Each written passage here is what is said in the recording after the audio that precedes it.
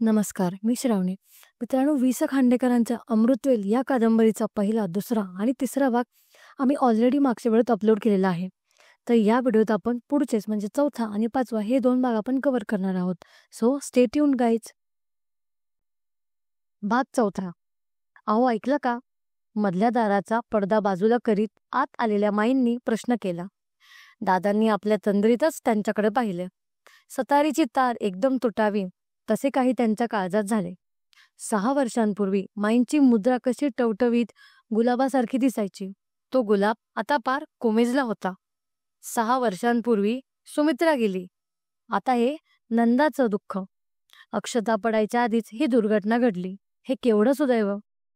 दादांनी माईंकडे टक लावून पाहिले. भरून आलेल्या आभाळासारखे माईचे डोळे त्यांना भासले. त्यांच्या मनात आले, आपण आपली दुःखे नव्या नव्या पुस्तकांच्या सहवासात नाहीतर 42च्या चळवळींच्या आठवणीत विसरू शकतो.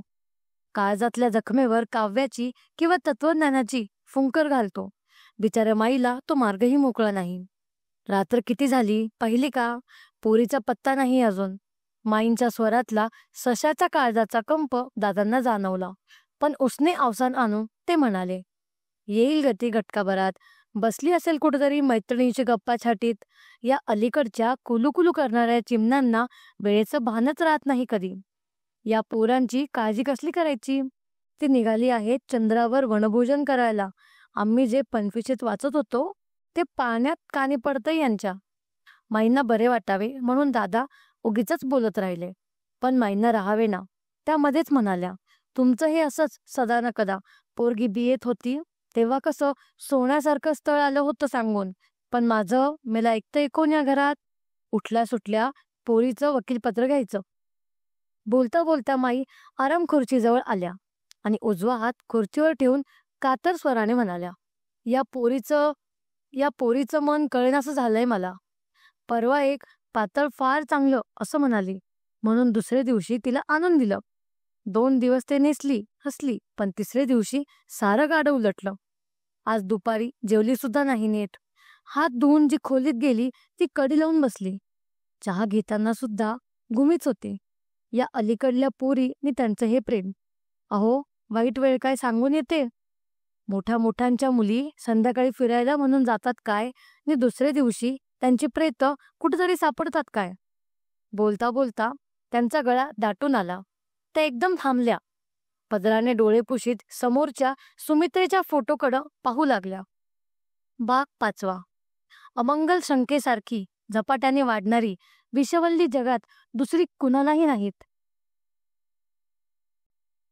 भाग 5.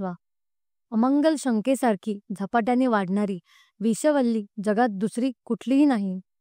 माईंच्या बोलण्याने दादा विलक्षण बैचेन झाले. संध्याकाळी बाहेर पडताना पोरीने खोलीत काही पत्रबित्र लिहून ठेवले नसेल ना. सुन्न मनाने ते उठले. जड पावलांनी ते नंदाच्या खोलीकडे जायला निघाले. जाता जाता त्यांनी खिडकीतून डोकावून बाहेर पाहिले. रस्त्यावर कुठेतरी नंदा दिसेल या अंधुक आशेने. लांब रुंद रस्त्यावरला माणसांचा पूर थोडासा ओसरला होता. मात्र मोटारींचा पाठशिवणीचा खेळ अजून चालूच होता. समोरच्या इमारतीतल्या मजल्यांवर खोलीत दिवे हसत होते, नाचत होते. चमचमणाऱ्या काजव्यांनी फुललेल्या उंच प्रचंड वृक्षांसारख्या त्या वास्तू वाटत होत्या. आकाशवाणीच्या मधुर स्वरांचा सुगंध वायुलहरींवर तरंगत होता.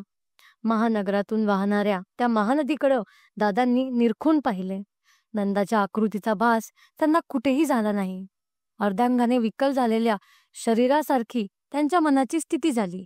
या जगात माणूस किती एकाकी आहे, किती अगातिक आहे याची जाणीव होऊन ते जागच्या जागी थबकले. त्यांना वाटले, माणसांनी गजबजलेल्या इमारती नाहीत या, ही सारी खुराडी आहेत. या खुराड्यातली कबुतरे आपापल्या टिचभर जागेत आनंदाने घुमतायत. पण एका खुराड्याचा दुसऱ्या खुराड्याच्या सुखदुःखांशी काही संबंध नाही. अशाच एका खुराड्यातले एक चिमणे कबूतर आज परत आलेले नाही. त्यांच्या जिवारी झालेली जखम अचानक उलून वाहू लागली असेल का? का डोळ्यांपुढे अंधेरी येऊन ते कुठंतरी मान टाकून पडले असेल? तर मित्रांनो, हा होता वि. स. खांडेकरांची अमृतवेल या कादंबरीचा चौथा आणि 5वा भाग. तुम्हाला ही कादंबरी कशी वाटली याबद्दल आम्हाला नक्की कळवा आणि यानंतर तुम्हाला कोणतं पुस्तक ऐकायला आवडेल हे कमेंट सेक्शनमध्ये सांगा. तर स्टे ट्यून आणि स्वतःची काळजी घ्या.